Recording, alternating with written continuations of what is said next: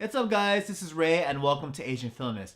And today the movie we'll be talking about is the 2018 film Evil and the Mask, directed by Nakamura Teppei and starring Tamaki Hiroshi. And this is the first 2018 Japanese film I checked out in the theaters. And long story short, I think Japan is off to a pretty good start in 2018. And so the story of Evil and the Mask, it's about this young boy by the name of Fumihiro, who is the son in a wealthy Zaibatsu family, and he has been raised by his father since he was very young to essentially be evil, to be a cancer in society. And Fumihiro is in love with his adoptive sister Kaori, and one day he witnesses his father abuse Kaori. So what does Fumihiro do? He takes his father into a room and murders him. And so years later, Kaori has to move out from the household, and then years after that, Fumihiro, as a young adult, changes his face by plastic surgery and his name to that of Tamaki Hiroshi, at least the face. So he changes his name and face. He hires a PI to help find Kaori's whereabouts.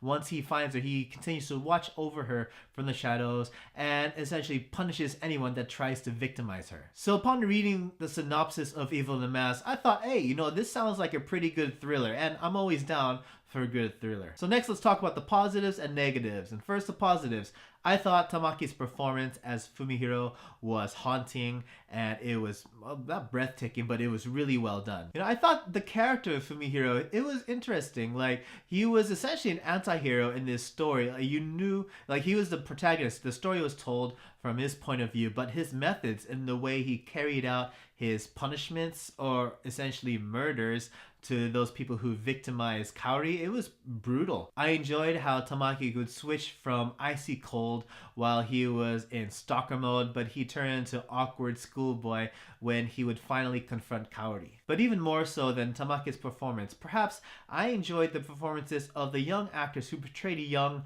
Kaori and young Fumihiro a bit more. I don't know how old they are at the moment. I'm guessing maybe around somewhere between 11 to 14, but their performances showed really mature sides from them. And to see these young actors put out these performances that invoked a lot of emotion from their characters to show a lot of emotional stress, it was fascinating to see. Another standout with this movie was the music. The score was excellent. It really did well in drive the intensity of each scene and also slow down the story when it needed to. Although at some points I do admit that the music was a mixed bag, the score itself was excellent. However, at times I felt the music was quite overpowering to the point where it would drown out some of the dialogue. For myself, watching a movie that isn't my native language, I kind of need to hear the dialogue as clearly as possible in order to really interpret what's going on.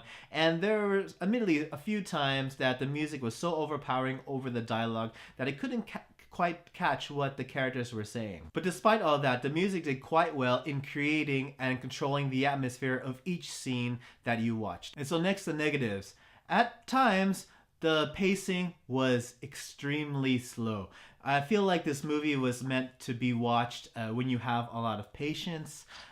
When I watched it in the movie theater, I could actually hear the sounds of some dude snoring in the seats. And you could hear this dude just snoring quite loudly. I don't know if anyone else in the movie theater was bothered by it. I wasn't quite bothered. I kind of expected it because it was after work, it was after hours. And I feel like watching this movie, if you had just finished your workday, be prepared because you might need some caffeine. And not only the slow pacing, there are some scenes that just dragged on. I felt longer than what needed to be. Some of these scenes could have been trimmed by at least 30 to 40%, and it would still keep the same meaning, the same context, but some of these scenes just dragged on for too long. And with the tempo and the slow pacing in mind, overall, I came into the theater watching Evil and the Mask expecting a thriller, but actually what I got was a pretty interesting noir story. And I think that's quite interesting because in Japanese cinema, I feel like we don't get a whole lot of noir films nowadays. Correct me if I'm wrong, I don't think I've seen much recently, but to see this Evil and the Mask and coming out of it, seeing that it was a noir story, I was pleased. Like, many of the scenes and transitions in the story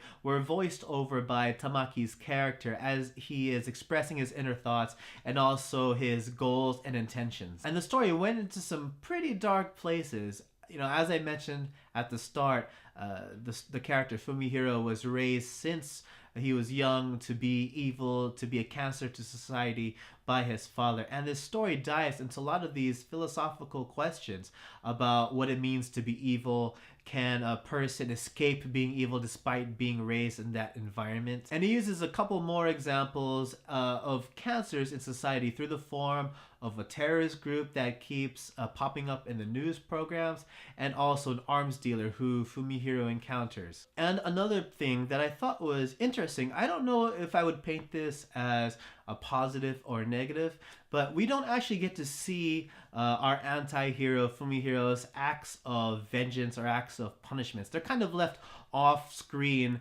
for your own interpretation. I don't know, for me in thrillers, I kind of have this sense of satisfaction seeing these acts of vengeance or seeing these acts of punishments being carried out on screen in the story for us to watch. I thought the choice to leave these events off screen was interesting, but I also at the same time thought that having them included in the story would have probably enhanced the narrative quite a bit. But this movie definitely had me excited for 2018 as another year in Japanese cinema.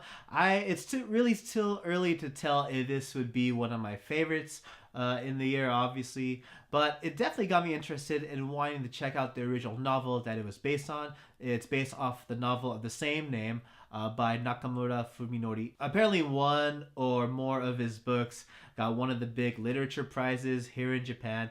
And I've read a few reviews on the novel of Evil and the Mask, and it seems like the general consensus is pretty positive. With that being said, since I haven't read the original novel, I unfortunately wouldn't be able to tell you how this movie lines up as an adaptation of the novel. However, I feel like generally a lot of movies that come out in Japan are adaptations in a way or another, especially of novels. And I think for the most part, the adaptations of novels come out pretty well. But do I recommend Evil and the Mask? Yeah, I recommend it if you want to see a kind of different film to come out of Japan. However, make sure to watch it when you're fully awake and you have a lot of caffeine in you. So yeah, those are my thoughts on Evil and the Mask. What did you guys think, or what kind of questions did you guys have?